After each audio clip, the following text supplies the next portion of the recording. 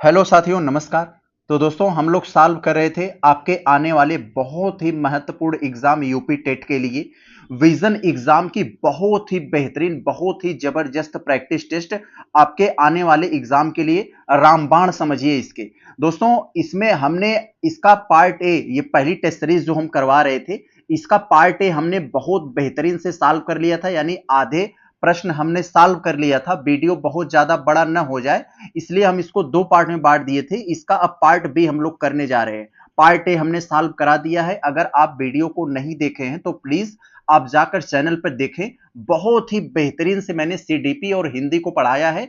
अभी हम इसमें आपके जो जीएस वाला पर्यावरण वाला पोर्शन है वो और मैथ इसमें करवाने जा रहे हैं। अब बाकी आपका एक बचता है संस्कृत और इंग्लिश।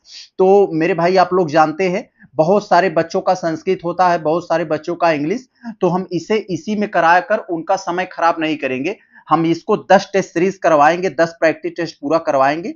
उसके बाद 10 का मिलाकर पूरा संस्कृत एक वीडियो में और 10 का पूरा इंग्लिश एक वीडियो में, जिससे जो इसको संस्कृत देखना होगा संस्कृत देखेगा, जिसको इंग्लिश देखना होगा इंग्लिश देखेगा। तो पहले आज हम 2 टॉपिक को निपटा दिए हैं और 2 इसमें निपटाने जा रहे हैं। तो चलते हैं। बहुत ही बेहतरीन है दोस्तों। आप देखेंगे आपको एक से बढ़कर एक प्रश्न देखने को मिलेंगे। उस प्रश्न के माध्यम से आप बहुत सारा कंसेप्ट, बहुत सारा फैक्ट सीखेंगे जो आपकी तैयारी में धार लगाएगा। आप देखते होंगे बड़े बड़े मंचों पर पढ़े होंगे, एक बार यहां पर ईमानदारी से पढ़ के देखिए, आप बहुत कुछ सीख कर जाएंगे। आगे चले, देखते हैं, हम लोग शुरू करते हैं। तो दोस्तों, यहां से हम अपने पार्ट बी वाले को शुरू कर रहे हैं, भाग चौथे के रूप में, जो पर्यावरण अध्ययन से संबंधित है। बहुत ही जबरदस्त प्रश्न है, बहुत सारी चीज आप यहां पर सीखेंगे। एक बार ईमानदारी से पढ़ के देखें।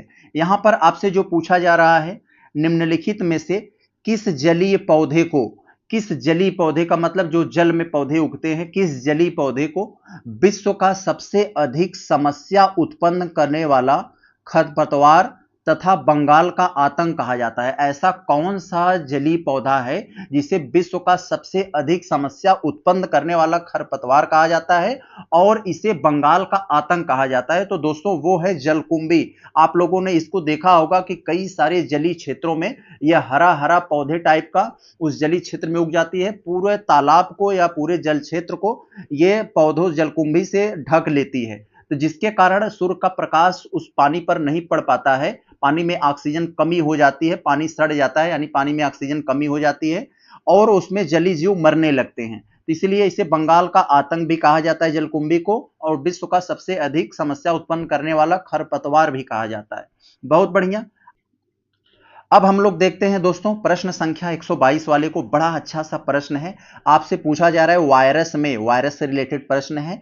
वायरस में निम्नलिखित में से कौन सा गुण उसके अजैविक स्वरूप को दर्शाता है? आप लोग जानते हैं वायरस बैक्टीरिया, पहले बैक्टीरिया को समझ लेंगे तो वायरस को आराम से समझ लें। बैक्टीरिया जो होता है सिर्फ जीवित कोशिकाओं में पनपता है, लेकिन वायरस जो होता है दोस्तों ना, जीवित और अजीवित दोनों की तरह व्यवहार करता है। आप उसको बाहर रख देंगे तो वह निर्जीव की तरह व्यवहार करेगा, लेकिन वह जैसे ही किसी जीवित कोशिका में डाल देंगे तो वह प्रजनन करने लगेगा, अपने आप को बढ़ाने लगता है। तो यहाँ जो अजैविक स्वरूप में इसे हमें देखना है, न कि जैविक स्वरूप में।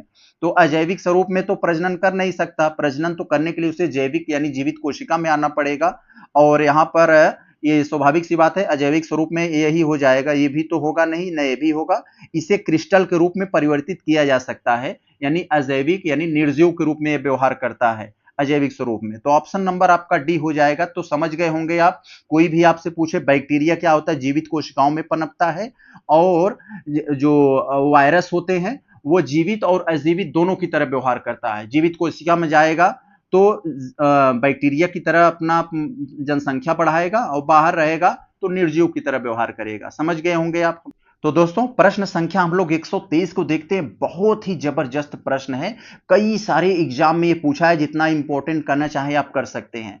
आपको पौधों से रिलेटेड हार्मोन्स दिए गए हैं। इन्हीं पर एक प्रश्न आपसे पूछ रहा है, कौन सा पादप हार्मोन, पादप हार्मोन का मतलब पौधों में पाया जाने वाला हार्मोन, प्लांट हार्मोन, कौन सा पादप हार्मोन फलों को पकाने की प्रक्रिया में मुख्य भूमिका निभाता है? तो जिसका उत्तर है दोस्तों एथिलीन। आप लोग जानते हैं एथिलीन जो होती है पौधों को प्लांट हार्मोन है, जो फलों को पकाने की प्रक्रिया में महत्वपूर्ण भूमिका निभाता है। तो आप लोग सोचे होंगे बाकी और क्या है, बाकी और के बारे में जानना हमारा बहुत महत्वपूर्ण हो जाता है, क्योंकि दोस्तों इसके बारे में हम नहीं जानेंगे, इसी प्रश्न को थोड़ा सा घुमा दिया तो हम तो गए, तो हम उत्तर जानने सिर्फ थोड़ी नहीं आए हैं, प्रश्न को समझने आए हैं, उसके कंसेप्ट को समझने आए हैं। साइटोकाइनिन हार्मोन क्या करता है, पौधों में जो विभिन्न अंग होते हैं उसको तैयार करता है, निर्माण करता है। जिबरलिन क्या होता है, पौधों को विभिन्न अंगों को बढ़ाने का यानी पौधों में वृद्धि करने का काम करता है जिबरलिन। और ये ऑक्सिन क्या करती है, यह पौधों के सबसे टॉप और सबसे बॉटम में पाया जाता है, यानी जड़ और उसकी जो पुनुई होती है उसमें पाया जाता है। तो स्वाभाविक सी बात है, समझ गए होंगे आप। बड़ा ही इंपॉर्टेंट प्रश्न है, कह रहे हैं निम्नलिखित में से कौन सा जीवाणु यानी कौन सा बैक्टीरिया स्वतंत्र रूप से मिट्टी में रहकर अवायवी दशा में नाइट्रोजन स्थिरीकरण करता है। नाइट्रोजन स्थिरीकरण का मतलब दोस्तों वह वायुमंडल से नाइट्रोजन को लेकर मिट्टी में बैठाता है, तो इसका मतलब यही हुआ। तो यानी कौन सा ऐसा बैक्टीरिया है, तो दोस्तों यह क्लॉस्ट्रीडियम है। क्लॉस्ट्रीडियम क्या काम करता है कि मिट्टी में रहकर अवायवी दशा में, अवायवी दशा का मतलब बिना ऑक्सीजन के, तो अवायवी दशा में नाइट्रोजन स्थिरीकरण करता है। तो समझ गए होंगे यहाँ आप, ऑप्शन नंबर आपका ये ए वाला हो जाएगा, क्लॉस्ट्रीडियम। आगे देखें यहां पर हम लोग दोस्तों 25वें वाले में यहां पर पूछा जा रहा है एक सिंपल सा प्रश्न है, कोशिकाओं में सामान्यतः पाया जाने वाला डीएनए का प्रकार कौन सा होता है, तो बी डीएनए होता है। ये आप लोगों ने पढ़ा होगा, बी डीएनए जो होता है डबल हेलिकल संरचना होती है इसकी, आप लोगों ने इसे पढ़ा होगा डबल हेलिकल संरचना के बारे में। तो इस तरह से जो होता है ये। आगे देखें यहां पर 26 वाले में दोस्तों का पूछा जा रहा है आपसे, बड़ा ही पॉपुलर प्रश्न है ये। कह रहे हैं भारत में पहली बार यात्री रेलगाड़ी कब और कहां चलाई गई थी। यात्री रेलगाड़ी के बारे में बात कर रहे हैं दोस्तों, थोड़ा सा आपको यहां ध्यान देना पड़ेगा। यात्री रेलगाड़ी सबसे पहले कहां से कहां तक चली थी, तो ऑप्शन नंबर बी 1853 मुंबई से ठाणे के बीच यहां पर दिया है। आप लोगों ने इसके बारे में पढ़ा होगा, जरूर पढ़ा होगा, मुंबई से ठाणे के बीच में ये चली थी। आप लोग इसे समझ गए होंगे, ऑप्शन नंबर बी हो जाएगा। आगे यहां पर हम लोग देखें 27 में जो पूछा जा रहा है, एक सेकंड थोड़ा सा इसमें हमें बैलेंस करने दीजिए। तो इसमें जो पूछा जा रहा है 27 वाले में, कह रहे हैं एशिया का सबसे बड़ा पशु मेला, एशिया का सबसे बड़ा पशु मेला किस स्थान पर आयोजित किया जाता है। आप लोग जानते हैं बिहार के सोनपुर में गंडक नदी के तट पर, तो वहां पर ऑप्शन नंबर बी एशिया का सबसे बड़ा पशु मेला लगता है। समझ गए होंगे आप, जानते होंगे जो बिहार के हैं। निम्नलिखित में से कौन सा घास प्रदेश, घास प्रदेश मतलब जहां अच्छा खासा ये विशेष प्रकार की घास पाई जाती है, तो कौन सा घास प्रदेश शीतोष्ण कटिबंध से संबंधित है।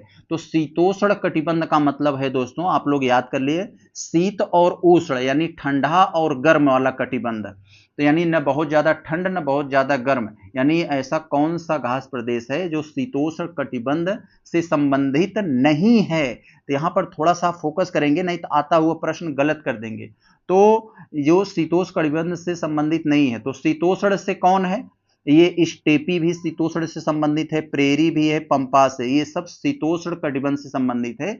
लेकिन ये जो कंपास है यह उष्ण कटिबंध से संबंधित है। उष्ण मतलब गर्म, ये तो गर्म और ठंडे दोनों से हैं, यानी नॉर्मल टेम्परेचर, और ये तो उष्ण कटिबंध से संबंधित है ना, तो ये कंपास हो जाएगा। पंपास नहीं, पंपास अलग है, कंपास अलग है, तो ऑप्शन नंबर यहां आपका बी हो जाएगा। तो दोस्तों देखें प्रश्न संख्या 129 वाले में आपसे पूछा जा रहा है, सिंपल सा प्रश्न है, जनसंख्या की दृष्टि से, यानी जनसंख्या की दृष्टि से पूछ रहा है, जनसंख्या की दृष्टि से विश्व का सबसे बड़ा महाद्वीप कौन सा है। तो सबसे बड़ा महाद्वीप मेरे भाई एशिया है, आप लोग जानते हैं इसके बारे में, उसके बाद अफ्रीका है, तो सबसे बड़ा एशिया है। ऑप्शन नंबर ये, जनसंख्या में पूछे तो पूरे विश्व में हम लोग टॉप पर आ गए हैं चाइना को पछाड़कर। अब यहां पर 130 में पूछ रहा है कि थारू जनजाति मुख्यतः किन क्षेत्रों में निवास करती है। तो सबसे पहले ये जान लीजिए, उत्तर प्रदेश की जनसंख्या की दृष्टि से सबसे बड़ी जनजाति यही थारू ही है। थारू है उत्तर प्रदेश की जनसंख्या के मामले में सबसे बड़ी जनजाति यही है, थारू।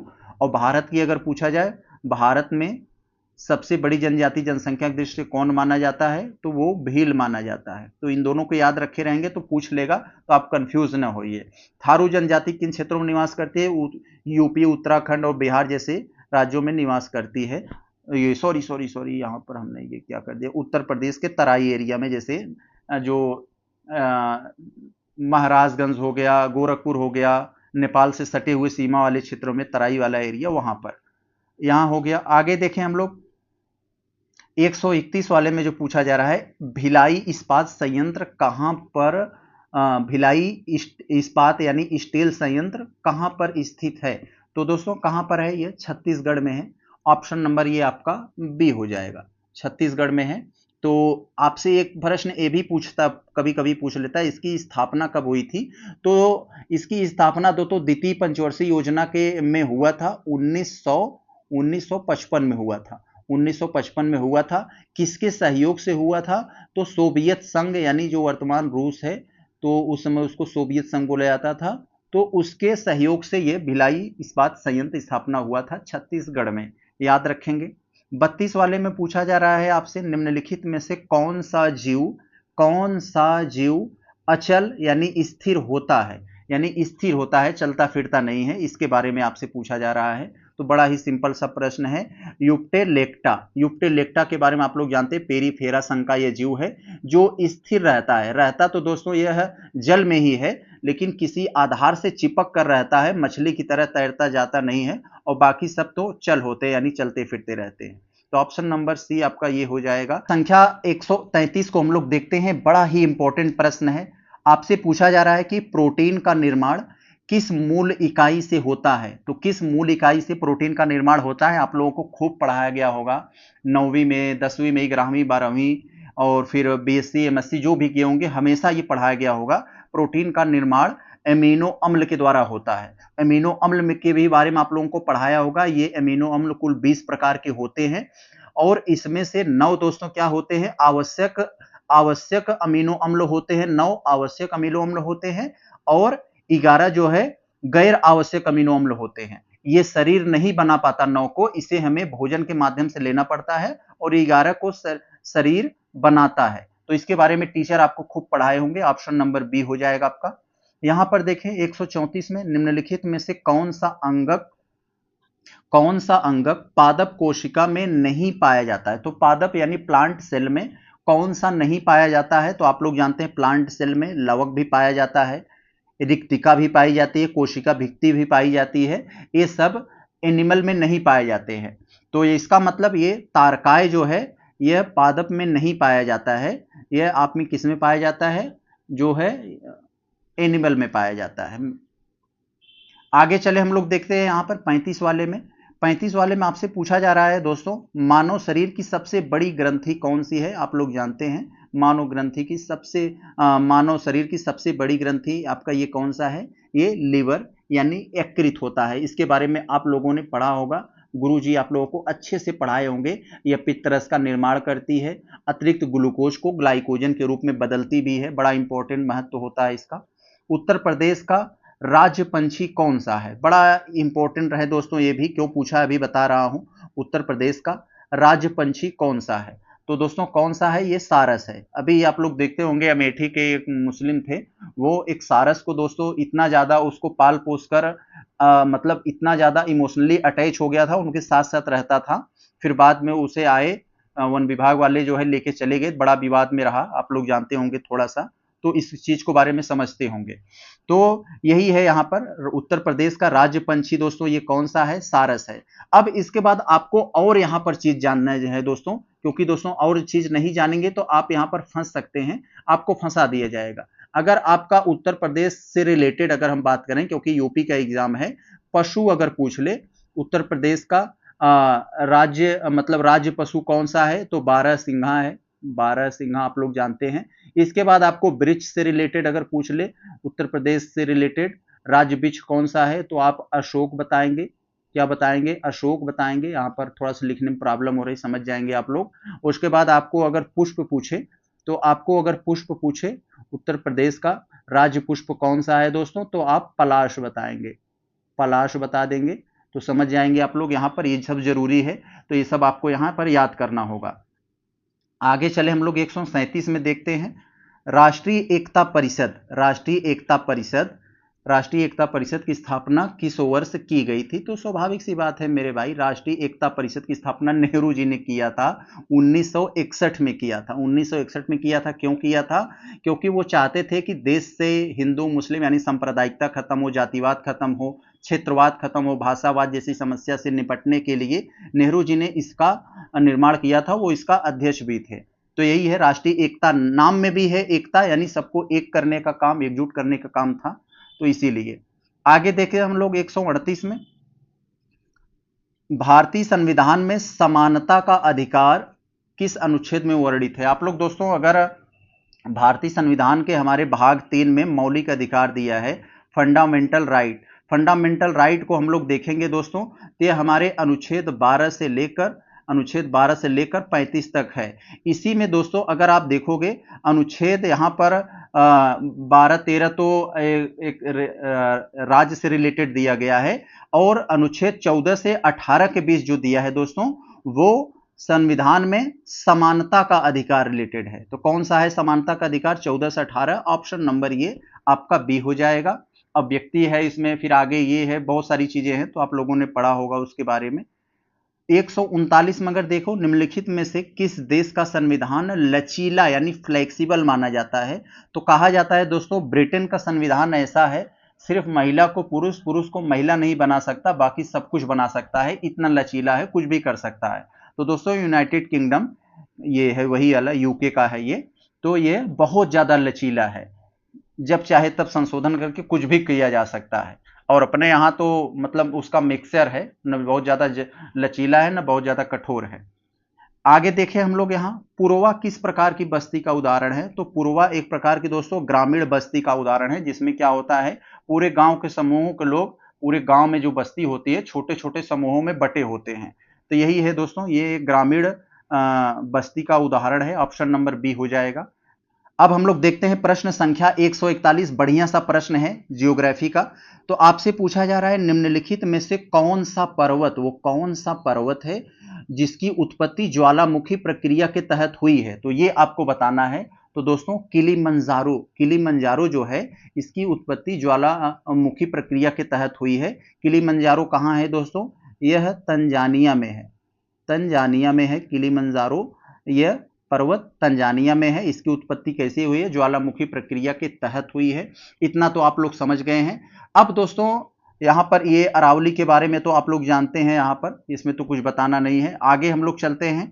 यहां पर जो दिया है 142 वाले में, एलिफेंटा द्वीप भारत के किस तट के निकट है? तो दोस्तों एलिफेंटा द्वीप की अगर हम लोग बात करेंगे, थोड़ा सा अगर आप लोगों ने इसके बारे में अगर थोड़ा सा भी पढ़ा होगा, तो ये मुंबई तट के समीप है, अरब सागर में। जैसे ये मान लीजिए भारत का ये आपका मैप है, मान लीजिए यहाँ मुंबई है, तो यहीं अरब सागर में एलिफेंटा द्वीप है ये, तो यहीं पर है ये। ऑप्शन नंबर ये कहाँ है? मुंबई के तट पर, यानी मुंबई के बगल में है, तो अरब सागर में। जैसे यहाँ बंगाल की खाड़ी हो गई, यहाँ अरब सागर हो गया, तो अरब सागर में। आगे अगर हम लोग देखें यहाँ, मानसूनी, मानसूनी किसे कहते हैं? उष्णकटिबंध, यानी जहां पर बहुत ज्यादा न गर्म हो और मतलब जहां थोड़ा सा गर्मी ज्यादा हो, यानी उष्णकटिबंधीय पर्णपाती। तो मानसूनी यानी उष्णकटिबंधीय पर्णपाती वन सामान्यतः कितनी वर्षा वाले क्षेत्रों में पाए जाते हैं? तो दोस्तों मानसूनी वन जो होते हैं 70 से 200 सेंटीमीटर के बीच वर्षा के बीच पाए जाते हैं। और अगर 200 से ज्यादा वाले कौन होते हैं? वो सदाबहार होते हैं। तो इसके बारे में आप लोगों ने पढ़ा होगा। आगे चलें, यहां पर आपका उत्तर सी हो जाएगा। आगे अगर हम लोग 44 वाले को देखें थोड़ा सा, तो यहां देखिए क्या आपसे दिया गया है, कार्बी एंगलोंग पठार। यहां बड़ा बढ़िया सा प्रश्न दिया है, कई बार ये पूछा गया है यूपी टेट में आपके। कार्बी एंगलोंग पठार भारत के किस भौगोलिक भाग का विस्तार है? तो दोस्तों आप लोग जान लीजिए, जैसे मान लीजिए ये भारत आपका है, और प्रायद्वीपीय पठार त्रिभुजाकार ऐसे करके है ना, तो जो साउथ में, तो ये पहले यहां तक था, ये आपके असम तक, जैसे यहां असम में है तो यहां तक फैला हुआ था, बाद में भ्रंश के कारण टूट के अलग हो गया। तो ये प्रायद्वीपीय पठार का ही भाग है, कार्बी एंगलोंग, जो असम में है। ऑप्शन नंबर ये आपका सी हो जाएगा, प्रायद्वीपीय पठार का ही भाग है भौगोलिक विस्तार, जो टूट गया, भ्रंश के कारण अलग हुआ है। आगे अगर हम लोग देखें, आपका उत्तर सी होगा। यहां देखें, भारत में महिलाओं के लिए 33% आरक्षण का प्रावधान मुख्यतः किस स्तर पर किया गया है? ये थोड़ा सा फंसा दे सकता है आपको जब से नारी शक्ति वंदन अधिनियम आया है। थोड़ा अभी नारी शक्ति वंदन अधिनियम को भूल जाइए, क्योंकि अभी वो लागू नहीं हुआ है। मोदी जी ने तो पास करवा लिया, लेकिन जब महिलाओं को आरक्षण देने की बात आई तो वो कह रहे हैं हम पहले परिसीमन करेंगे, पहले सीटों की संख्या बढ़ाएंगे, उसके बाद बढ़ी हुई सीटों में महिलाओं का आरक्षण देंगे। हम इतने में से महिलाओं का आरक्षण दे देंगे तो हम अपने लोगों को हमें घर बैठाना पड़ेगा, जिनके दम पर हम चुनाव जीतते हैं। तो यही परिसीमन लेकर आए थे, जिसका विपक्ष ने विरोध किया। तो मोदी जी ने कहा कि भाई ये महिला बिल का विरोध कर रहे हैं, लेकिन वो महिला बिल का विरोध विपक्ष नहीं कर रहा था, वो परिसीमन का विरोध कर रहा था। खैर, इसको भूल जाते हैं अभी थोड़ी देर के लिए। 33% आरक्षण का प्रावधान तो अभी पंचायती राज संस्थाओं में है, उसमें महिलाओं को दिया गया है। तो अभी 33% इसमें लोकसभा, और ये परिसीमन जब लागू होगा तो लोकसभा और राज्य विधानसभा में भी 33% मिल जाएगा, लेकिन इसमें अभी नहीं मिला है, अभी यह फंसा हुआ है। आगे चलते हम लोग थोड़ा देख लेते हैं क्या है हमारा मामला। ये हो गया 33% वाला। 46 में अगर हम लोग देखें, राज्यपाल बनने के लिए न्यूनतम एज कितनी होनी चाहिए? तो मेरे भाई 35 वर्ष होनी चाहिए न्यूनतम एज। यहां पर आप और सारी चीजें जान लीजिए, नहीं तो आप फंस जाओगे। तो यहाँ पर वोट देने की जो उम्र है दोस्तों, मिनिमम एज है वो 18 है।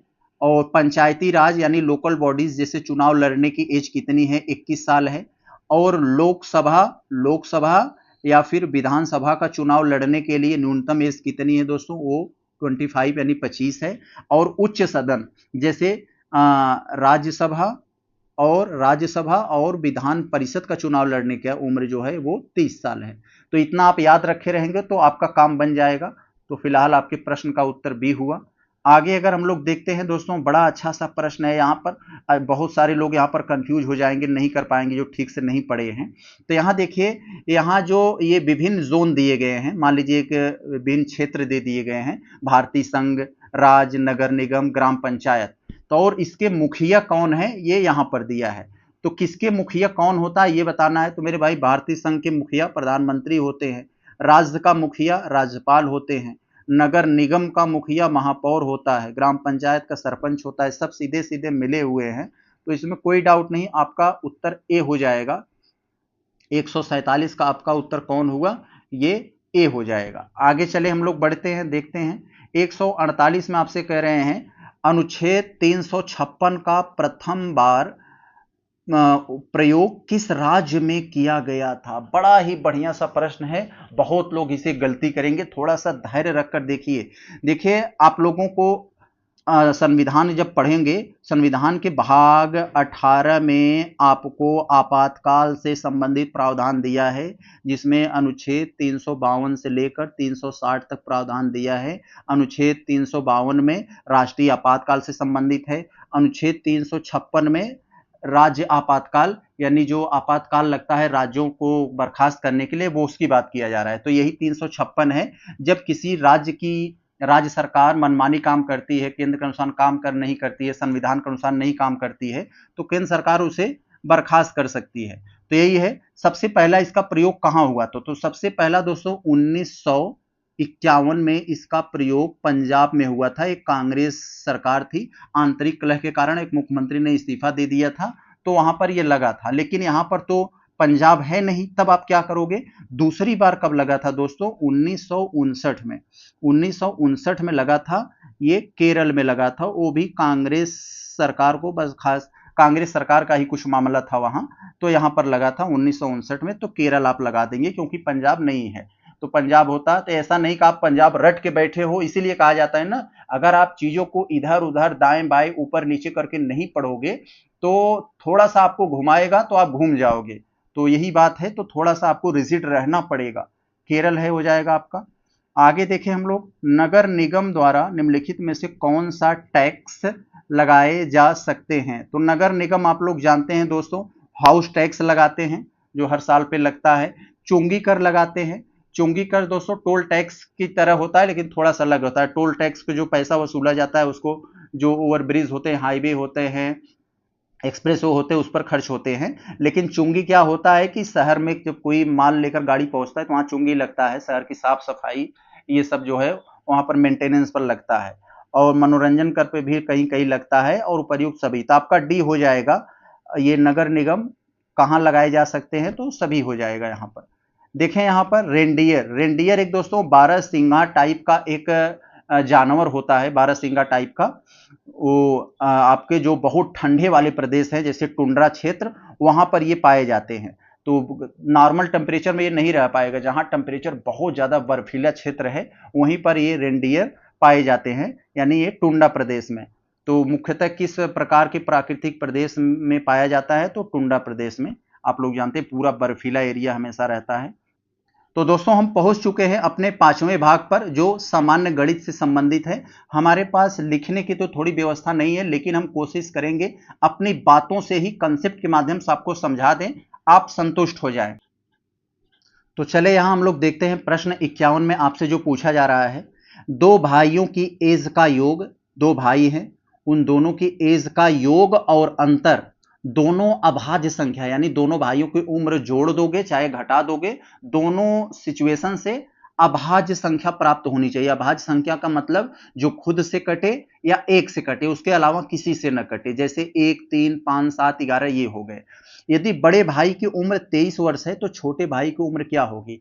यानी आपको बड़े भाई का दे दिया है, सिर्फ छोटे भाई का पता करना है। तो इसको आप नियम से सॉल्व करोगे तो आधा पेज हो जाएगा। इसको उंगली पर सॉल्व करना हो तो ऑप्शन से सॉल्व करते हो बड़े आसानी से। देखिए बड़े भाई को उम्र दे दिया है, तो इसकी उम्र में पहला वाला जोड़ दीजिए। तो आपको जोड़ने या घटाने पर दोनों सिचुएशन में अभाज्य प्राप्त होनी चाहिए। 23 में 8 जोड़ोगे तो कितना हो जाएगा, 31।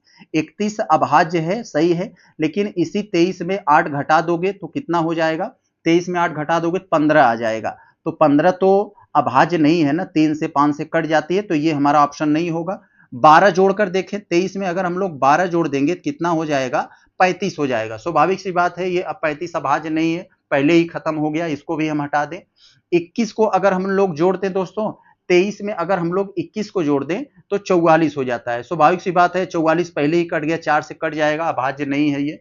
तो स्वाभाविक सी बात है, ये तीनों जब नहीं होंगे, अंत में हमारे यही बचता है, यही होगा। क्यों होगा जरा देख लेते हैं। 23 में आप जब 18 जोड़ोगे तो 41 आएगा। मेरे भाई 41 अभाज्य है, किसी से कटता नहीं है। और जब 23 में से 18 को घटाओगे ना, 23 में से 18 को घटाओगे तो 5 आएगा, वो 5 भी किसी से नहीं कटता है। तो स्वाभाविक सी बात है, दोनों सिचुएशन प्राप्त हो गया ना, कि दोनों भाई की उम्र को जोड़ दो या घटा दो, दोनों सिचुएशन में आपको अभाज्य ही मिलना चाहिए। ऐसे सॉल्व होता है बिना किसी कंसेप्ट के। यदि किसी वृत्त की परिधि 4 पाई से बढ़कर 8 पाई कर दी जाए तो उसके क्षेत्रफल में क्या परिवर्तन होगा। तो मेरे भाई ये फैक्ट है, इसको लिख लीजिए। जब भी किसी वृत्त की परिधि को दुगुना किया जाता है तो उसके क्षेत्रफल में 4 गुना की वृद्धि हो जाती है। ऑप्शन नंबर आपका सी हो जाएगा। आप जानते हैं परिधि के बारे में, वृत्त की परिधि 2 पाई आर होता है, 2 पाई आर, इसको R1 मान लेते हैं। तो 2 पाई R1 कितना कर रहे हैं, ये 4 पाई है। तो 2 पाई से पाई से कट गया, यहां पर कितना आ जाएगा, R1 बराबर आपका 2 आ गया। और यदि हम दूसरे वाले के जैसे ले ले, आपको सिद्ध करने के लिए दिखा रहे हैं, 2 पाई R2 बराबर अगर हम ये 8 पाई कर रहे हैं तो पाई से कट गया, 2 से ये कट गया, तो R2 बराबर कितना आ गया, R2 बराबर ये 4 आ गया। अब देखिए वृत्त की, हमें मालूम है दोस्तों वृत्त का क्षेत्रफल कैसे निकाला जाता है, पाई आर स्क्वायर। तो यहां पर पाई कर देंगे, आर यहां 2 है तो 4 हो जाएगा, यानी 4 पाई हो जाएगा। और यहां पर R2 का मान 4 है, तो पाई आर स्क्वायर अगर करेंगे तो आर यहां पर 4 हो गया, 16 पाई। तो देख रहे हैं यहां पर कितना आ जाएगा, वृत्त का क्षेत्रफल कितना आएगा, 4 पाई है, इसका 4 गुना हो गया। यानी परिधि दुगुना करने पर इसके क्षेत्रफल में 4 गुना की वृद्धि हो गई। तो सिवाई से मैंने प्रूव करके आपको दिखा दिया।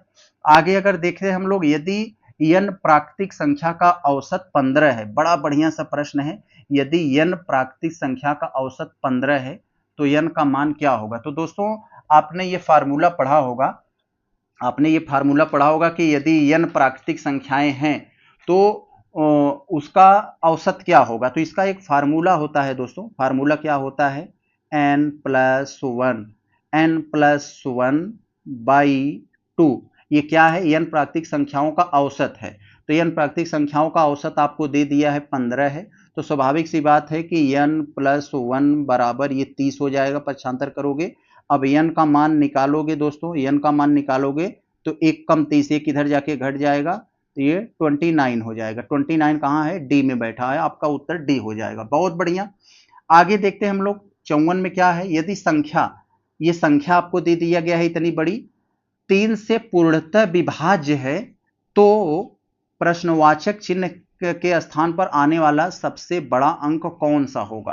तो मेरे भाई 3 से वही संख्या विभाज्य होती है, हम सबको जोड़ लें, सबको जोड़ने पर यदि वो संख्या 3 से विभाज्य हो जा रही है तो इसका मतलब वो विभाज्य हो जाएगी।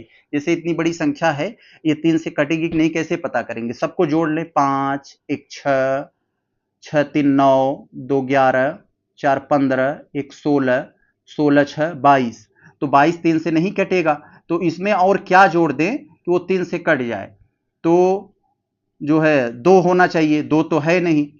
उसके बाद फिर 24 के बाद फिर 27 आएगा, तो फिर इसमें 22 आ रहा है हमारा, यानी ये जोड़ने पर 22 आ रहा है। इसमें क्या और जोड़ दें कि वो कट जाए? तो 2 जोड़ सकते हैं, नहीं, तो 2 तो है ही नहीं।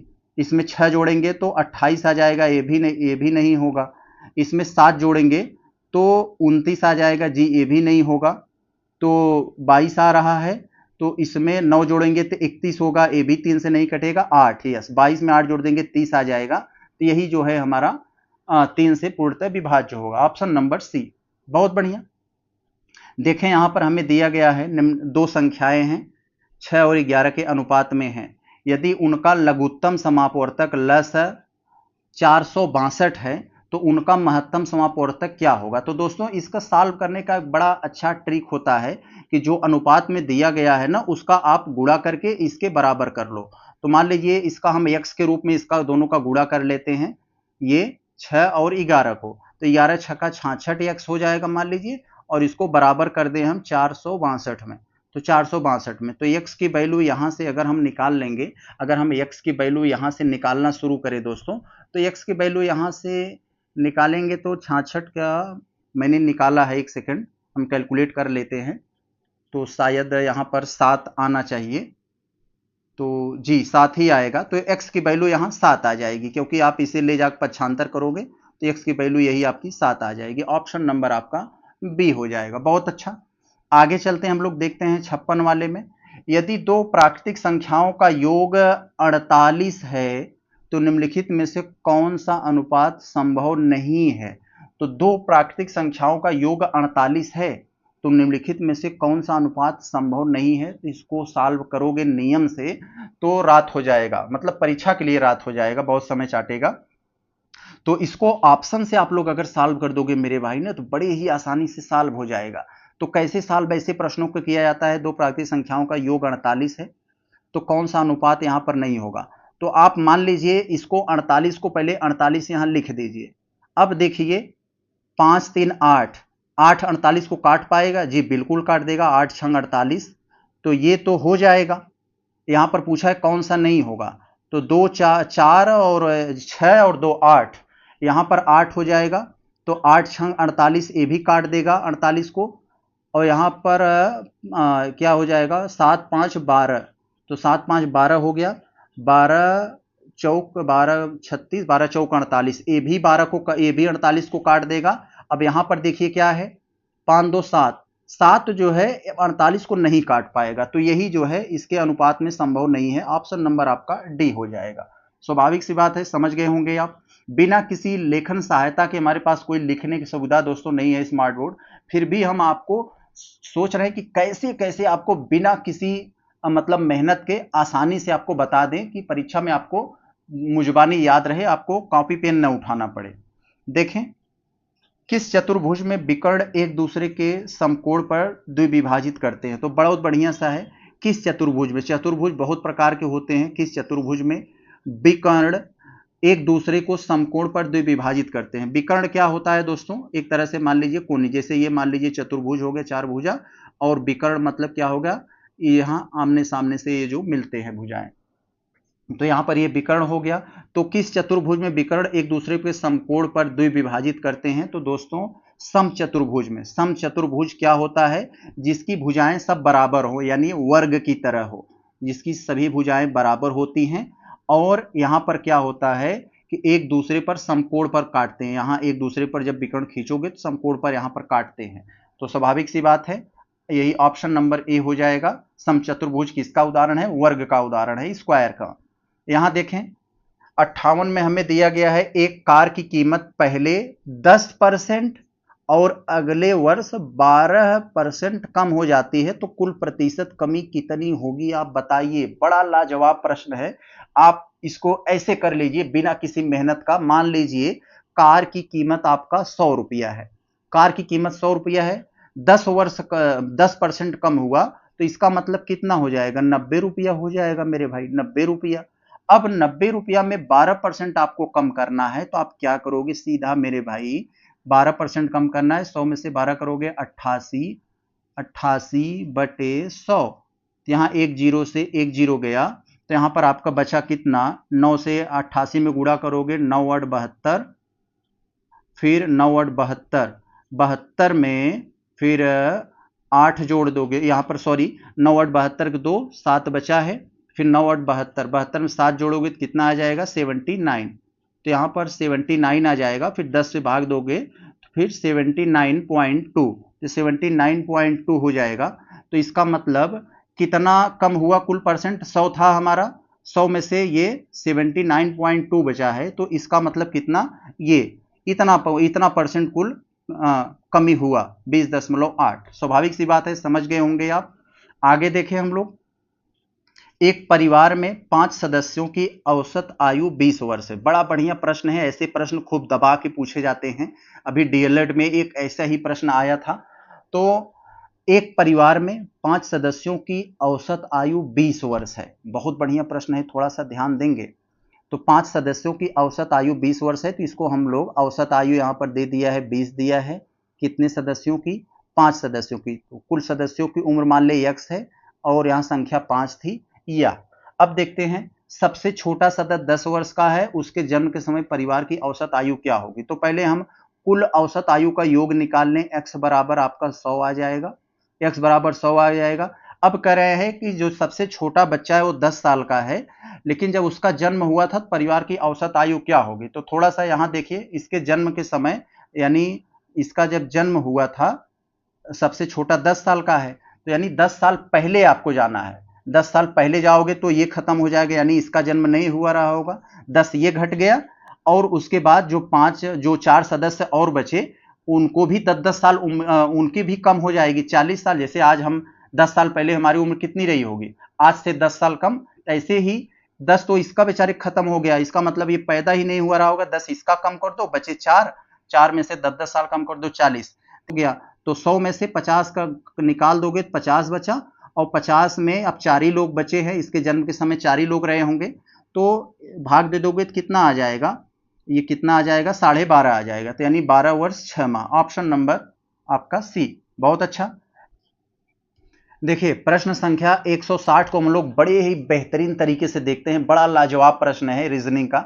अच्छे लोग यहाँ पर एग्जाम हॉल में कंफ्यूज हो जाते हैं। कह रहे हैं यदि दिशाओं को इस प्रकार घुमाया जाए कि दक्षिण पूर्व यानी साउथ ईस्ट दिशा उत्तर बन जाए, नॉर्थ बन जाए, तो पश्चिम दिशा किस दिशा में परिवर्तित हो जाएगा? तो ऐसे प्रश्नों को सॉल्व करने के लिए मेरे भाई ने पहले आप तेजी से एक दिशा बना लेना। ऐसे दिशा बनाना आता है ना आपको, आराम से बना लेंगे। यहां पर आप कर देंगे नॉर्थ, साउथ, ईस्ट, वेस्ट।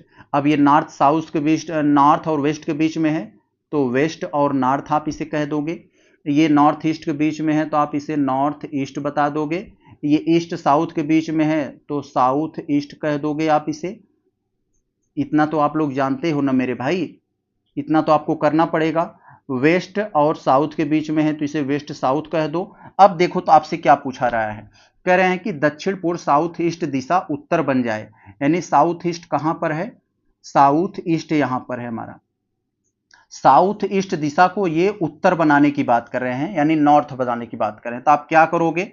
यहां दक्षिण पूर्व दिशा उत्तर बन जाए, यानी जो यहां दक्षिण पूर्व है, यहां ये दक्षिण पूर्व वाला दिशा, इसको उत्तर के पास लेके चले जाना है। तो उत्तर के पास आप कैसे लेके जाओगे? थोड़ा सा ध्यान देना। तो आप इसे एंटी क्लॉकवाइज ऐसे मान लीजिए घुमा दो, ऐसे घुमा दो तो आपको कितना गया? ये डिग्री पर आप गिन सकते हो, लेकिन आप कांडी पर गिन दीजिए, सभी बराबर हैं। तो यहां पर आपको 1, 1, 2 और 3 3 बार आपको यहां पर ले जाना पड़ा एंटी क्लॉक में। तो वही बात यहां पर आप ऐसे सोच लो इसको इस तरह से 1 2 3, तो यहां पर नॉर्थ ईस्ट हो जाएगा आपका। एक नॉर्थ ईस्ट कहां है, यहां पर, ऑप्शन नंबर सी हो जाएगा। बहुत बढ़िया, आगे चले हम लोग। पूछा जा रहा है, कह रहे हैं कि ऐसा कोण ज्ञात कीजिए जो अपने पूरक के बराबर हो। तो ऐसा कोण जो अपने पूरक के, पूरक का मतलब होता है दोस्तों 90 डिग्री, यानी कोणों का योग 90 डिग्री हो पूरक कहते हैं। और समपूरक की बात आती है तो 180 डिग्री, यानी ऐसा कोण जो 90 डिग्री को पूरा करने के लिए जरूरत होता है तो उसे हम लोग पूरक कोण कह देते हैं।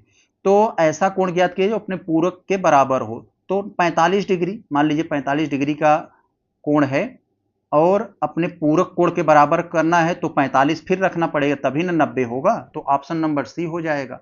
देखें एक यहां बड़ा अच्छा सा प्रश्न है, थोड़ा ध्यान देंगे। काजोल 1 घंटे में पुस्तक का 1/3 भाग पढ़ती है, तो वह 2 सही 1/5 घंटे पढ़ती है, तो पुस्तक का कितना हिस्सा पढ़ जाया जाता है। तो आप इसको सरल तरीके से सोचिए ना, क्यों इतना जटिल तरीके से सोच रहे हो। आप मान लीजिए कोई लड़की 1 घंटा में 2 टॉपिक पढ़ती है, तो 2 घंटे में कितना, 4 टॉपिक पढ़ेगी। 4 घंटे में 8 टॉपिक पढ़ेगी। बिल्कुल ऐसा ही है। तो ये ऐसे ही कह रहे हैं कि ये जो काजोल नाम की लड़की है, यह 1 घंटे में 1/3 भाग पढ़ती है। तो वह 2 सही 1/5, यानी 5 दूनी 10 है कि 11/5, 11/5 हिस्सा कितना पढ़ेगी। तो जैसे यहां पर इसका हमने गुणा किया तो ये पाया 4, तो इसी प्रकार इसका इसमें गुणा कर दोगे तो 11/15 हो जाएगा ना, 11/15। तो 11/15 हो जाएगा यहां पर। तो 11/15 मतलब इतने घंटा में वो पढ़ेगी, ये आपका यहां पर ये हो जाएगा। फिर इसके बाद करें पुस्तक का कितना भाग शेष रह गया है, तो इसी को 11/15 को 1 में से घटा दो तो आपका हो जाएगा 11/15। तो 15 में से 11 गए, 4/15, तो 4/15 कहां है, यहां है, ऑप्शन नंबर बी। तो क्योंकि कुल हिस्सा 1 माना जाता है ऐसी सिचुएशन में, तो एक हिस्सा में से इतना हिस्सा निकाल देना है, तो बच जाएगा वही। देखें 63 में किसी संख्या में, देखो बहुत लाजवाब प्रश्न है, किसी संख्या में 1/2 घटाकर परिणाम यानी जो रिजल्ट आएगा उसमें 1/2 से गुणा करने पर 1/8 प्राप्त होता है, तो वह संख्या क्या है। तो कुछ नहीं करना है मेरे भाई, आपको मैं कुछ नहीं बताऊंगा, बस यही कह रहा हूं जो कह रहा है वही आप कर दो। किसी संख्या को हम x मान लेते हैं। मान लीजिए कोई संख्या आपका यहां पर ये x है, तो x में कह रहे हैं x में कितना 1/2 घटाकर, चलो -1/2 कर दिया। फिर कह रहे हैं कि परिणाम को 1/2 से गुणा कर, परिणाम यानी जितना आया इसमें हम 1/2 से गुणा कर दे रहे हैं। तो क्या हमें प्राप्त होता है अंत में, ये 1/8 प्राप्त होता है। 1/8 प्राप्त होता है, तो अब हम क्या करेंगे यहां पर मेरे भाई, क्या करेंगे यहां पर, तो हम इसको भिन्न के रूप में इसे गुणा कर लेते हैं। 2x - 1, 2x - 1, 2x - 1 और ये बटे 2, 2x - 1/2, और यहाँ इसका हम लोग अगर 1/2 से गुणा कर देंगे, 1/2 से गुणा और इधर 1/8। तो अब थोड़ा सा ध्यान देते हैं हम लोग, सरल बनाने के लिए इसे क्या करते हैं, 1/2 को अगर हम लोग उधर भेज दिए, 1/2 को उधर भेज दिए तो 2 यहाँ चला आएगा, यानी 1/4 हो जाएगा। तो हम लोग यहाँ क्या कह सकते हैं, 2x - 1, 2x - 1 बराबर 1/4 हो जाएगा, 1/4 हो जाएगा। अब हम क्या करेंगे, फिर 2 को भी उधर भेज देते हैं, तो उधर जाकर यहाँ गुणा हो जाएगा, 2/4 यानी 1/2 हो जाएगा। तो यानी 2x - 1 बराबर 1/2 हो जाएगा ना, 1/2 हो जाएगा। यहाँ 2 नहीं लिखा जा रहा है, 1/2 हो जाएगा। फिर क्या कम करेंगे हम लोग, 2x को यहीं रख देंगे, 1 को उधर भेज देंगे तो जुड़ जाएगा, 1.5 हो जाएगा। ये 2x बराबर यहाँ पर 1.5 हो जाएगा। फिर अंत में हम लोग इसे सॉल्व कर देंगे, तो मेरे भाई जगह नहीं बची है, इसे हम लोग अगर अच्छे से सॉल्व कर लिए तो इसका उत्तर यही 4/5 आएगा, ऑप्शन नंबर डी। तो दोस्तों प्रश्न संख्या 164 को देखते हैं। बड़ा ही इंपॉर्टेंट, बड़ा ही मजेदार प्रश्न है। आप यहां एक बेहतरीन कंसेप्ट सीखोगे। हर एक एग्जाम में 2-3 प्रश्न ऐसे दिए जाते हैं आपका आईक्यू चेक करने के लिए।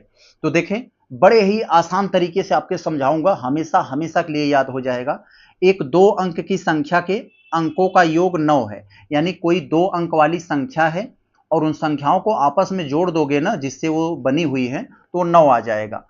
और कह रहे हैं आगे, यदि उस संख्या में 27 जोड़ दिए जाए तो अंकों का क्रम उलट जाता है, तो वह संख्या क्या है। तो मेरे भाई जैसे मान लीजिए कह रहे हैं को अंकों का योग 9 होना चाहिए, तो सारे अंकों का योग यहां 9 पर दिया है, ऑप्शन देखोगे 4 5 9 6 3 9 6 3 6 2 7 सब में 9 आ रहा है। एक काम तो यहां हो गया, एलिमिनेट यहां पर कोई नहीं होगा। अब कह रहे हैं यदि उस संख्या में 27 जोड़ दिए जाए तो क्रम उलट जाता है, यानी 9 में आप 27 जोड़कर देखो तो किसमें उलट जा रहा है, ये आपको यहां पर बताना है। तो आप मेरे भाई क्या काम करोगे, सबसे पहले आप ऑप्शन में नियम से करोगे तो बहुत लंबा समीकरण बनेगा। आप क्या काम करो, ये 27 में ये जो 27 जोड़ने के लिए कह रहे हैं ना, जोड़कर देखो 27 में 27 जोड़ोगे तो ये 54 आ जाएगा। तो 54 में मेरे भाई क्या हुआ, 54 में क्या हुआ कि उल्टा नहीं हुआ, यहां पर उल्टा तो नहीं हुआ ना, तो यहां पर उल्टा नहीं हुआ। अब क्या करो, 45 में अगर आप ये 27 जोड़कर देखो, 45 में अगर 27 जोड़ोगे तो ये 72 आ जाएगा, तो ये भी उल्टा नहीं हुआ, यहां पर ये भी उल्टा नहीं हुआ। और आप यहां पर 63 में अगर 63 में 27 जोड़ोगे तो ये तो 90 आ जाएगा, ये भी उल्टा नहीं हुआ। स्वाभाविक सी बात है उत्तर यही होगा, क्यों होगा, क्योंकि 36 में आप अगर 27 जोड़ोगे ना, 36 में यदि आप 27 जोड़ोगे तो आपका उत्तर कितना आ जाएगा, 63 आ जाएगा, 63। तो देख रहे हो इधर 36, इसका फिर अंकों का 27 जोड़ दिया तो यही अंक आपस में उलट गए, 63 आ गया। तो कितना अच्छा से हमारा मिल गया, यानी 27 जोड़ दिए जाए तो अंकों का क्रम उलट जाता है, तो वह संख्या क्या है, तो वह संख्या 36 है।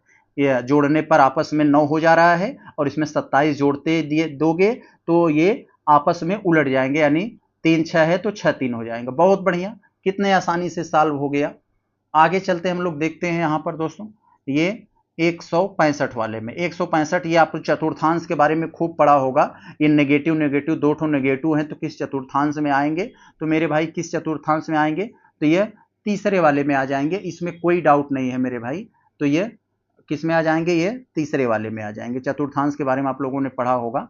तो यहाँ देखें अब हम लोग 66 वाले को देखें, संख्या दी गई है आपको, एक संख्या, दो कामा लगाए, कामा के हिसाब से आप लोग समझेंगे 3 4 5, 5 संख्या का औसत कह रहे हैं 9 है, तो इन संख्या का औसत 9 है।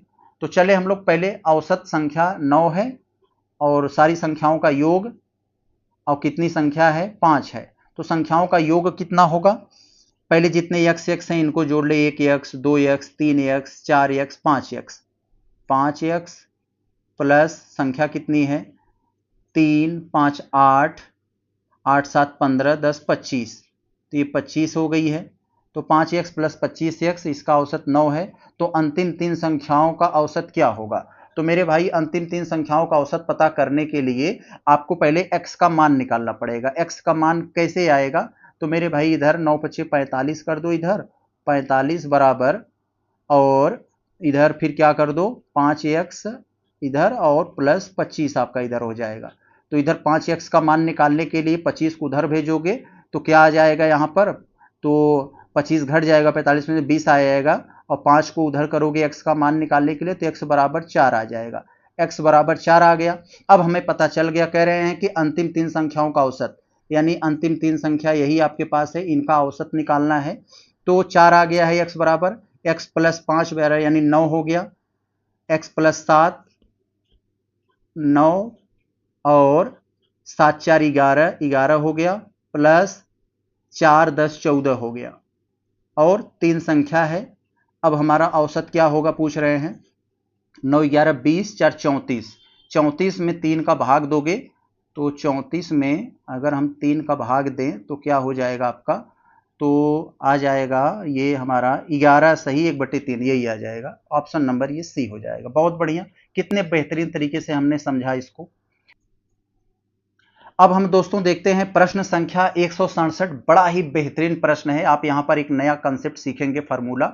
यहां पर कह रहे हैं कि आपको 1 + 2 + 3 ... 10 इतना दिया है, फिर -50 का मान, यानी इतना आपको इसका मान क्या होगा, इस जो पूरा आपको डाटा दिया गया है। तो सबसे पहले आप ये को पढ़ाया गया होगा आप लोगों को, प्रथम इतनी संख्या का योग, प्रथम इतनी संख्या का योग, तो इसका एक फार्मूला होता है n × n+1/2, यानी शुरू से लेकर अंत तक आपको बहुत सारी संख्या दे दी गई है, तो उनको जोड़ने पर क्या प्राप्त होगा। तो पहले हम इसको निपटा लें, फिर जो आएगा उसमें से 50 घटा देंगे तो मिल जाएगा हमारा।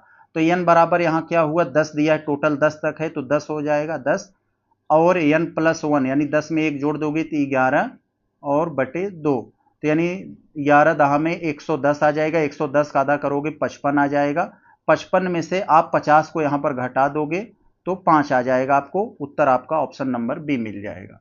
आगे देखें क्या कर रहे हैं, यदि n एक विषम पूर्णांक है लेकिन विषम है, विषम का मतलब जो 2 से न कटे, तो निम्नलिखित में से कौन सा व्यंजक सदैव सम होगा।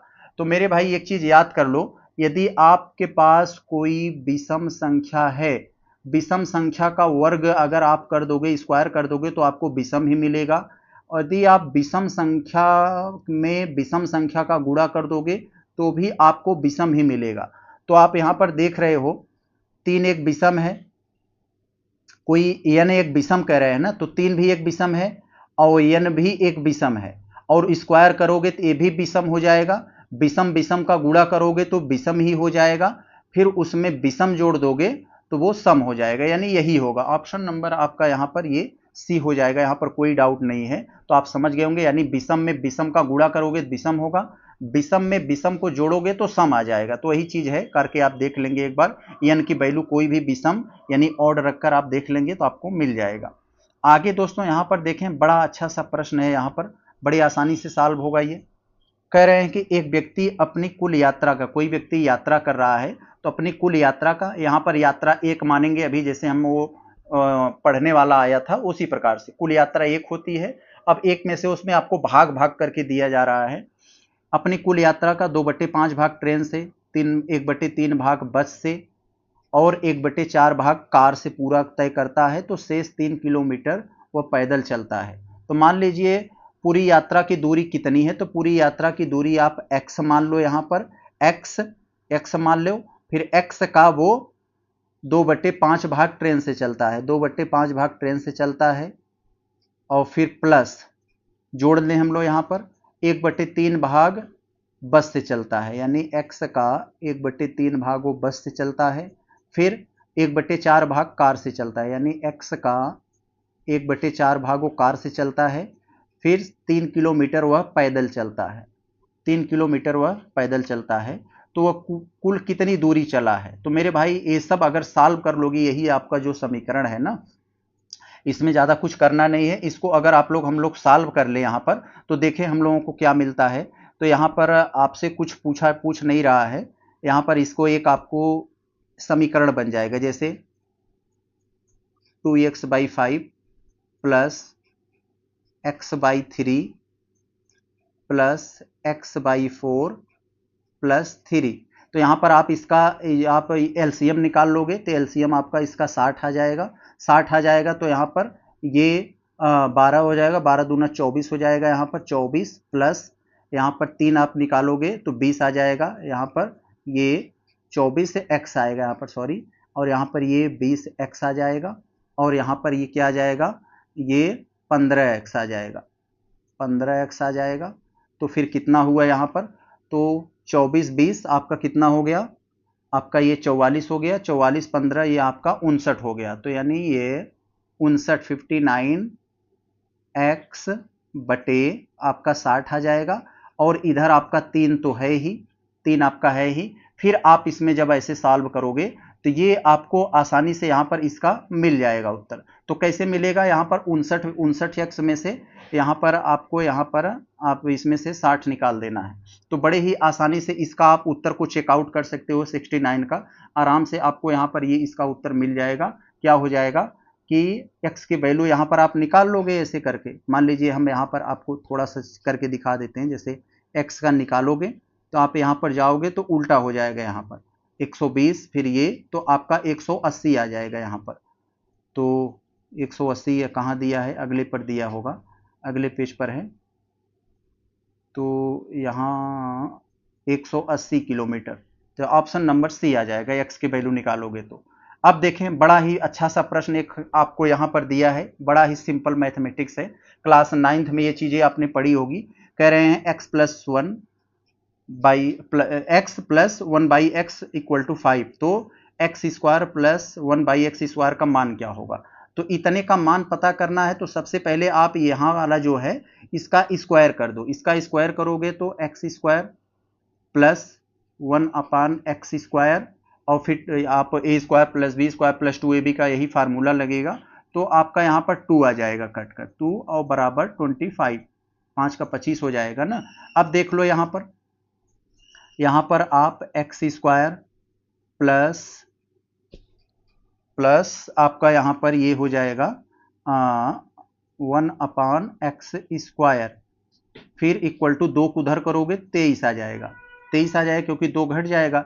अब देखिए इतने की वैल्यू आपकी कितनी आ गई, 23 आ गई। यहां पर देख रहे हो ना x² प्लस 1/x², 23 आ गई। तो आप यहां 23 कर दोगे, बड़े आसानी से मिल गया उत्तर।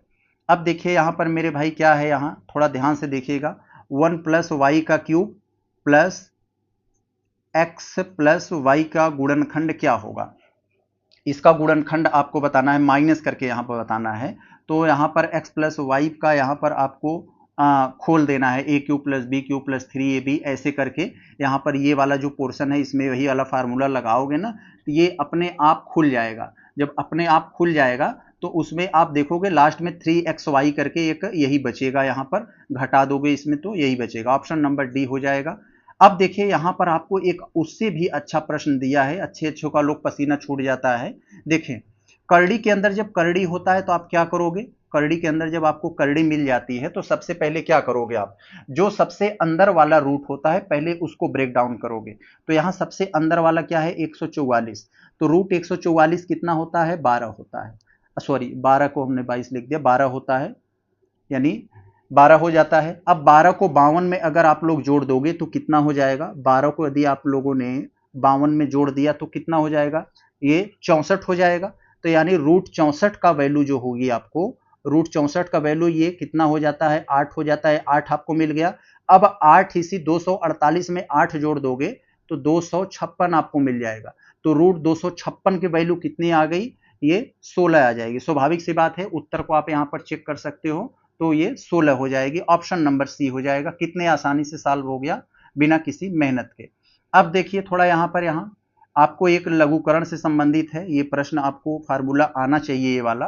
तो देखें कह रहे हैं कि 2x प्लस 5 पावर 2 के power x plus 5 equal to 2 के पावर x प्लस 3 प्लस 12 में x का मान क्या है। तो मेरे भाई इसको आसानी से सॉल्व करने के लिए आपको क्या करना पड़ेगा, 12 को बाहर रखने दो, बाकी अंदर लाओ। जैसे 2 के पावर x प्लस 5 और यहां पर माइनस 2 के power x plus 3 equal to यहां पर 12 ला दो। 12 हमने 12 को बाहर रख दिया। अब क्या करो, x प्लस 3 को कॉमन ले लो, 2 के पावर x प्लस 3, क्योंकि यहां इसको तोड़ोगे ना 2 के पावर x प्लस 3 प्लस 2 हो जाएगा, 5 को 2 भाग में तोड़ोगे तो 2 के पावर हमने x प्लस 3 ले लिया कॉमन। तो आपको यहां क्या बचता है, 2 के पावर 2 बच जाएगा क्योंकि यही बचेगा, और माइनस यहां पर 1 बच जाएगा, -1 बच जाएगा इक्वल टू यहां पर 12 हो जाएगा। अब देखो हम क्या करने वाले हैं इसके साथ, यहां 4 में से 1 गए, 3 बच रहा है आपके पास, यहां पर ये 3 बच रहा है। तो आप यहां पर क्या करोगे, ये यहां पर आपसे 3 बच जा रहा है तो वो 3 एक गुणा का रूप में है यहां। जैसे आप यहां देखो अगर कि 2 के power x plus 3 equal to, ये यहां पर गुणा के रूप में है तो उधर जाएगा भाग बना देगा, तो 12 में 4 का अगर 3 का भाग दे दोगे तो 4 आ जाएगा, 4 आ जाएगा। अब हम यहां देखें 4 को हम लोग क्या बना दें, 2 के पावर 2 बना देते हैं। तो यहां पर बेस दोनों समान हो गए तो घातों को हम तुलना कर लेते हैं। तो x प्लस 3 बराबर 2 आ जाएगा। अब हम x के मान निकालने के लिए 3 को उधर भेज देते हैं तो -1 आ जाएगा। x की वैल्यू हमारी कितनी आ गई, -1। तो यहां पर हमारा ये -1 यहां बैठा है, हो जाएगा। बड़े आसानी से सॉल्व हो जाएंगे ऐसे प्रश्न। देखें अब हम लोग यहां, यदि व्यंजक आपको ये समीकरण दिया है, इस समीकरण को x प्लस ए से आपको डिवाइड करना है, तो भाग दिया जाए तो 4 शेष बचता है, यानी 4 हमारा रिमाइंडर बचता है तो ए का मान क्या होगा। तो यहाँ आपको थोड़ा सा ये जानना होगा, जब आप इससे भाग दोगे ना, तो भाग देना तो आप जानते ही हो। तो यहाँ पर हम लोग उतना लिखने की सुविधा नहीं है, उतना बड़ा भाग नहीं कर सकते, लेकिन आप करके देखोगे तो आपको भाग ये शेषफल के रूप में 4a² मिलेगा। 4a² का मान यही कह रहे हैं 4 है, तो यहाँ पर आप a² बराबर आपको कितना आ जाएगा, 1 आ जाएगा। तो वही a बराबर आप देखोगे प्लस माइनस करके 1 बचेगा, तो वही है यहाँ पर ऑप्शन नंबर बी। बहुत अच्छा। यहाँ पर देखिए आप लोग, बड़ा अच्छा सा कंसेप्चुअल प्रश्न है। किसी संख्या के 16% में जब हम 21 से जोड़ा जाए, 16% में 21 जोड़ देते हैं तो स्वयं का संख्या प्राप्त होती है। इसका मतलब आप नहीं समझे हो, समझा देता हूं। कोई संख्या मान लो x है, उस संख्या के कह रहे हैं 16% में, तो इस संख्या का 16% यानी 16/100, 16/100 में जब हम 21 जोड़ देते हैं, 21 जोड़ देते हैं, तो स्वयं का प्राप्त हो जाते हैं, यानी x डायरेक्ट प्राप्त हो गया। अब हम इसको यहाँ पर तोड़ सकते हैं, यहाँ पर चले तोड़ें, तो तोड़ोगे तो आपको क्या मिलेगा यहाँ मेरे भाई, 16x बटे यहाँ पर 100 मिल जाएगा, और इक्वल टू 21 को आप उधर लेके चले जाओगे, अभी उधर न लेके जाओ मेरे भाई, हम फंस सकते हैं, x को ही उधर लेके आओ, यानी ऐसा हम लोग करते हैं, थोड़ा सा आसान हो जाएगा हमारा। तो ये जो x वाला पोर्शन है इसको हम उस साइड लेके चले जाएं, तो हमारा x minus 16x/100 equal to 21 आ जाएगा। अब हम लोग क्या करें, यहाँ पर क्या करें, 100x माइनस 16x, 100x में से 16x यहाँ पर अगर हम लोग निकाल देंगे तो आसानी से ये हमारा यहाँ पर प्राप्त हो जाएगा। तो x बराबर हमारा यहाँ कितना आ जाएगा मेरे भाई, x बराबर हमारा 25 आ जाएगा। इस वैल्यू को अगर हम लोग सॉल्व करेंगे तो आपको मिल जाएगी। आगे देखें, अगर हम लोग, यदि किसी बहुभुज की भुजाओं की संख्या n है, बहुभुज मतलब जिसमें 2 से अधिक भुजाएं हो, तो यहाँ पर कह रहे हैं कि बहुभुज की भुजाओं की संख्या n है, तो उसमें कुल विकर्ण कितने, जो विकर्णों की संख्या है कितना होगा। तो मेरे भाई विकर्णों की संख्या, बहुभुज में विकर्णों की संख्या जो होती है उसका फार्मूला n इंटू n-3/2 होता है। जैसे आपको हम उदाहरण के तौर पर बता दें, ये 4 भुजाओं वाला बहुभुज है, तो n बराबर यहाँ 4 हो जाएगा, तो n बराबर 4, और यहाँ 4 में से 3 गया 1/2, यानी कितने विकर्ण होंगे यहाँ पर, 4 में से 2 जाएगा 2 विकर्ण होंगे। 2 विकर्ण कैसे होंगे, एक यहाँ ऐसे और एक ऐसे, तो स्वाभाविक सी बात है, समझ गए होंगे आप। आगे देखें, यहाँ 77 में आपसे पूछा जा रहा है, किसी वस्तु का अंकित मूल्य का मतलब होता है दोस्तों प्रिंटेड रेट, जो छपा होता है उस पर प्रिंटेड मूल्य उसका 500 है, दुकानदार 5% की छूट देता है, फिर भी 25% का लाभ कमा लेता है। तो ऐसे प्रश्नों को आप कैसे सॉल्व करोगे। मान लीजिए प्रिंटेड रेट उसका 500 है, तो 500 और उसमें वो 5% का आपको छूट देता है, 5% छूट दिया, तो इसका मतलब आसानी से आप निकाल लो 95/100, और उसके बाद फिर क्या कर दो, और फिर कह रहे हैं और उस पर भी 25% का लाभ कमाता है। तो इसको हम लोग पहले यहाँ पर इसको सॉल्व कर लेते हैं, तो आसानी से मिल जाएगा हमें। तो 95 का हम 5 से गुणा करें, 5×5 = 25 हो जाएगा, यहाँ पर 5×9 = 45, 2 47, तो 775 हो जाएगा छूट देने के बाद।